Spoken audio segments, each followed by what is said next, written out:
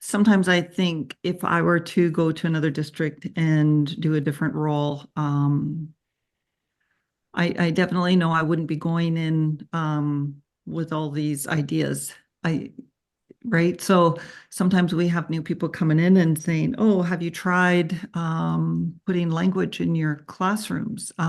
Yeah, like for 100 years. So it's almost like getting to know. So first, learning about what is going on in the district and the culture of the people, but also the traditional culture and protocols.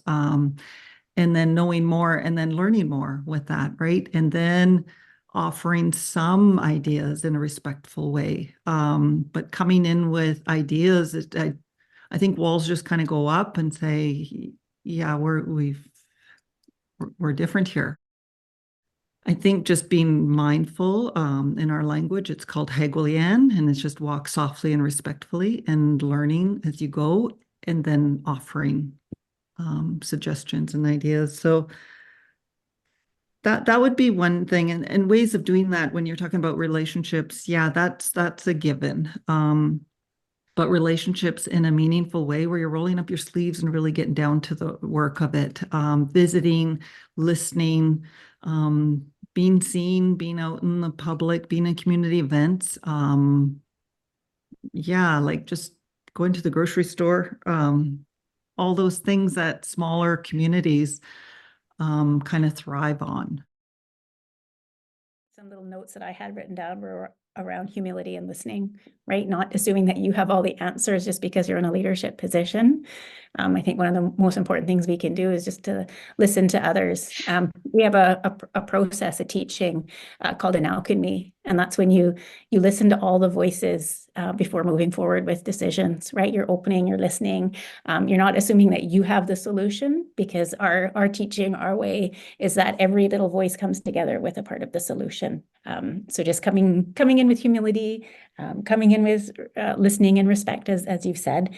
And I think the other thing that I think about is reciprocity, right? Of course, not just taking from others, and I think that's an important piece too for me. You never want to make the idea of relationship sound trite, because it's enduring, right? And there are things that you do to communicate that, right? And you can shape the narrative in a school district about your leadership by virtue of how you live relationship, and you are in relationship with people. One of the things that we built was I'll say a toolkit, and in the toolkit, we said we wanted to do as many uh, early day and end of day check-in with our principals. They're exhausted, they're working hard, and wouldn't it be great to just, you're not calling because so and so trustee called, or because there's an issue. You're calling to say, hey, how are you doing? How was your week? And we're going to schedule it though, right? Here are the people you're going to call on this day. Here are the people you're going to call this day, because guess what? You'll not do it because you get swept away in the urgency of things. And so we would build that in. It's one thing to say it. It's another thing in the busy lives of system district leaders to actually live it, and to step back and take a look at your time and say, does this speak to the values that we have said have been really important, and how we want to do our work? I think what I'll hone in on to sort of bridge both of these questions is the interpersonal, personal, and intrapersonal competencies or skills. And I'm not sure if we always, or if folks always understand a leadership role, and we think about leadership versus management. Even when I sort of first came into leadership myself, it felt in our district, in reflection, not knowing when I was in it, knew, but that it was very much a management style leadership. It was, like the learning agenda wasn't at the forefront, and beliefs and values, we weren't talking about things like that.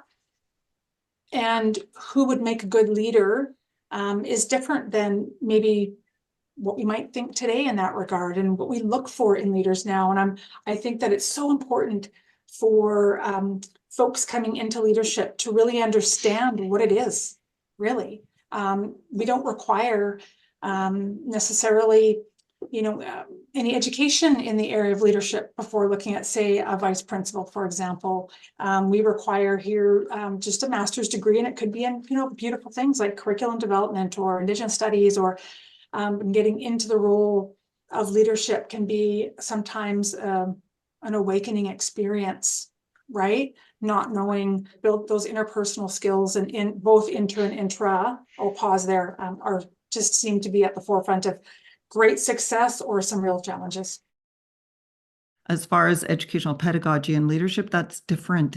You do need to have ongoing work with that, like having those difficult conversations, and those communication styles are really important to look at. And if we're having people put into leadership roles without any kind of preparation, that is not good for anyone.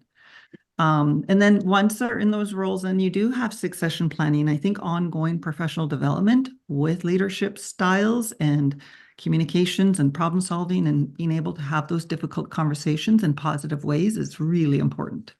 There's like a sweet spot in there too sometimes. Sometimes you lead, sometimes I lead is important. But providing those opportunities for others to have safe spaces to do that, and letting them know that not always it's going to be somewhat of a safe space for you to have that opportunity. But I think everybody knowing that they do have the support, or someone has your back, is really helpful, because it's like, there's no, if you're going to make a big mistake, we're in this together kind of thing. For sure, the actions speak a lot, and that having that sense of trust, and for leaders to know where they are, like where are you working, and that whole sense of place, so that I don't know, even if you don't have a good background, say on Haida Gwaii, and you land here, but you at least are open to being mindful of the place and mindful of the people, and that you are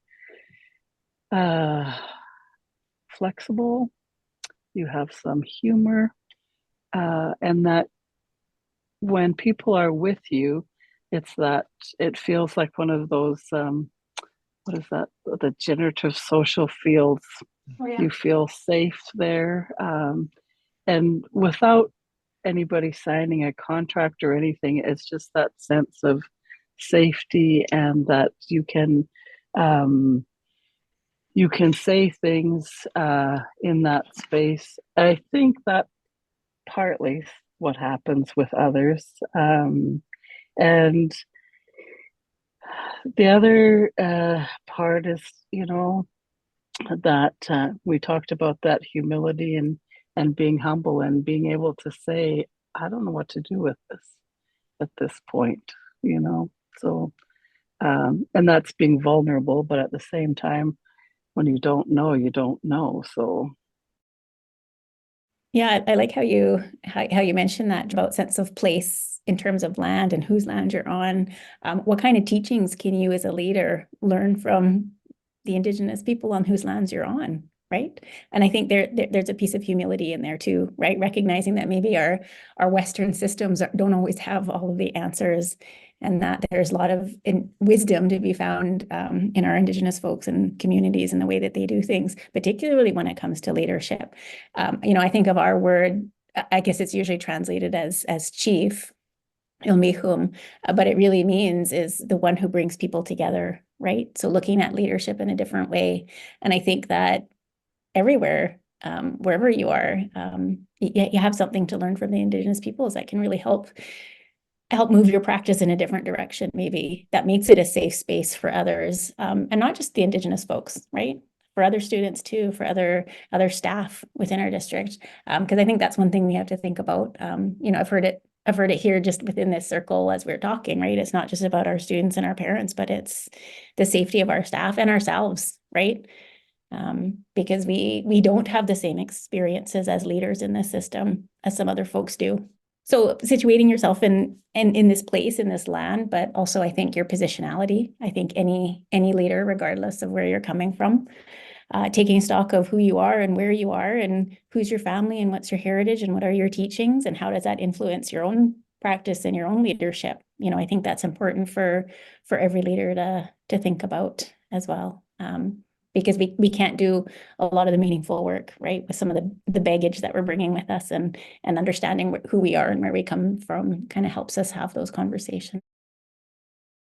The jobs that we do as system leaders are tremendously complex when you think about our context, right? Our schools, our communities, neighborhoods, the land that we're working on, and I think it demands a measure of humility from all of us.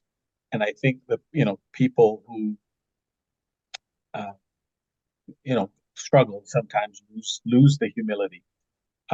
Humility is manifested in, creating safety for people and making it okay to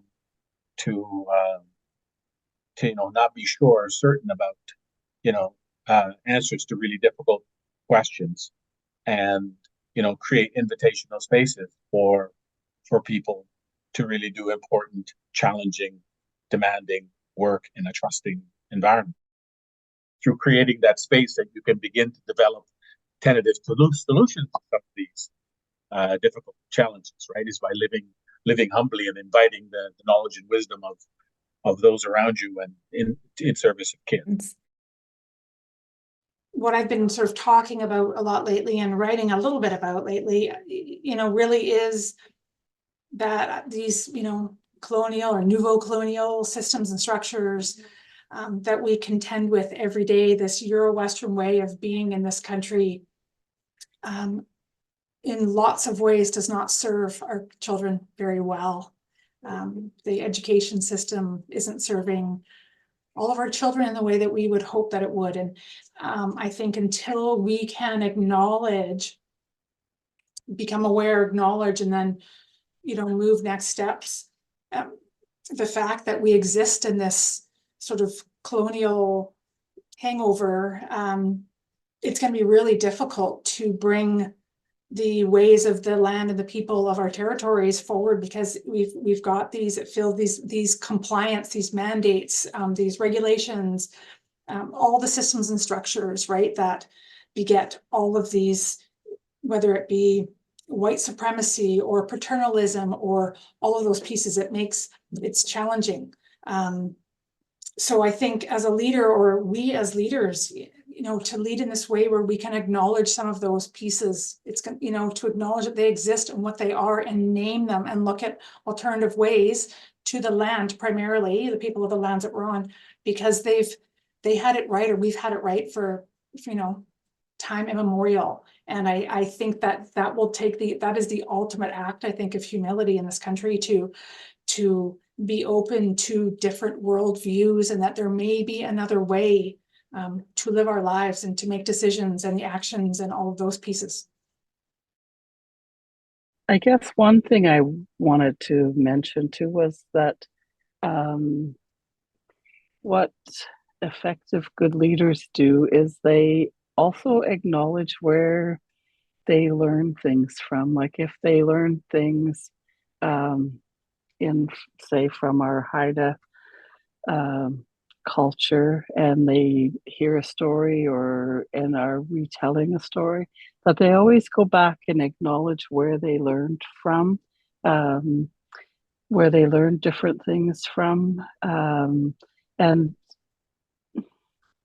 it's not even just the Indigenous cultural pieces, but other things as well, because I think that in itself, that practice goes a long way with many people, that they don't feel like you're just going to, I think somebody said it earlier, just take something and run with it and never look back and not say, well, actually, so and so showed me how to do this. And so that part, always acknowledging that, and then to be mindful and careful with the words that we use, and to not be afraid to not use words sometimes too.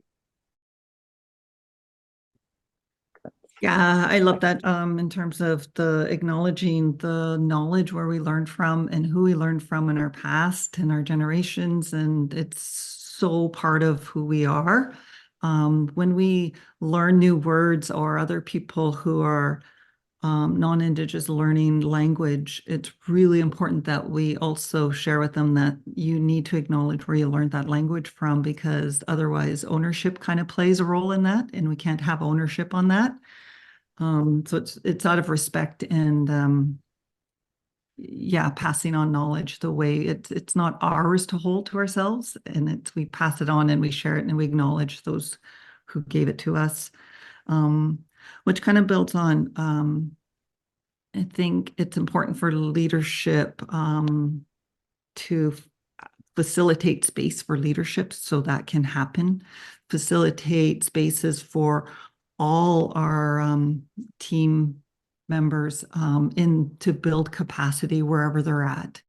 And I think it's important that other people know that they have